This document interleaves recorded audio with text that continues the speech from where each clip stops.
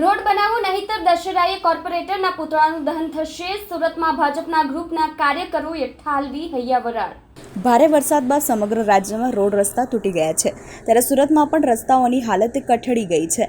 ત્યારે રોડ રસ્તાની બદતર હાલતને લઈને ભાજપના નેતાઓ ડાહી વાતો કરી રહ્યા છે, પરંતુ લોકોની વચ્ચે જતા કાર્યકરો હવે ફફડી રહ્યા છે, જેની અસર ભાજપના જ ગ્રુપોમાં દેખાઈ રહી છે।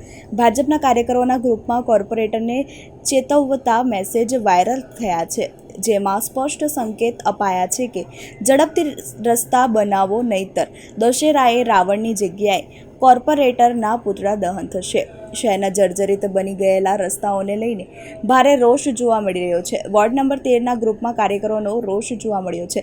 વોર્ડ નંબર 13ના ભાજપના કાર્યકરોના વોટ્સએપ ગ્રુપના સ્થાનિક કોર્પોરેટરોના ફોટા લખાણ સાથેની ઇમેજ વાયરલ કરવામાં આવી છે, જેમાં કાર્યકરોની હૈયાવરાળ ઠાલવવામાં આવતા મેસેજ વાયરલ થયા છે, જેમાં સ્પષ્ટ રીતે કાર્યકરોએ લખ્યું છે કે સ્થાનિક કોર્પોરેટરોને લોકોના રોષનો ભોગ બનવું પડે છે।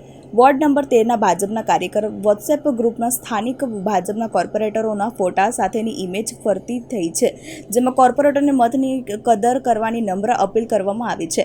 ઇમેજમાં લખાયું છે કે ગણેશ ઉત્સવ તો રોડ રસ્તા બન્યા નહીં, હવે નવરાત્રિ મહોત્સવ પહેલાં શેરી મહોલ્લામાં રોડ રસ્તા બનાવડાવતો આપશ્રીઓનો આભાર। જો એમ નહીં કરો તો લોકો દશેરાએ રાવણની જગ્યાએ કોર્પોરેટરના પૂતળા સળગાવશે। આ પોસ્ટરને લઈ ભાજપના 2 કોર્પોરેટરની પ્રતિક્રિયા સામે આવી છે। તેઓએ કહ્યું કે આ માત્ર અફવા ફેલાવવાનું કામ છે, અસામાજિક ઇસમો અને બદનામ કરવાનું કામ કરી રહ્યા છે।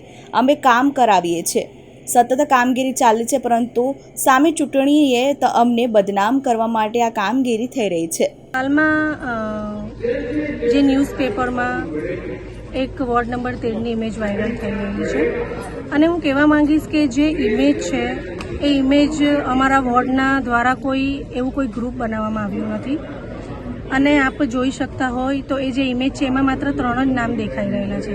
એટલે હું કહીશ કે આ જે ઇમેજ છે ફેક ઇમેજ છે, અમારા વોર્ડ દ્વારા આવો કોઈ ગ્રુપ બનાવવામાં આવ્યો નથી। અને જે રોડ રસ્તાની વાત છે તો હાલમાં પેચવર્કના કામો 89 જેટલા રસ્તાઓનું કામ થયું છે, અને બીજા 4 રસ્તા નવા રીકાર્પેટ કરવામાં આવ્યા છે। એટલે હું માનું છું ત્યાં સુધી આ કોઈક એવા વિઘ્ન સંતોષીનું કામ છે જેને અગાઉ પણ આવું કર્યું હતું અમારી ઇમેજ ખરડાવવા માટે।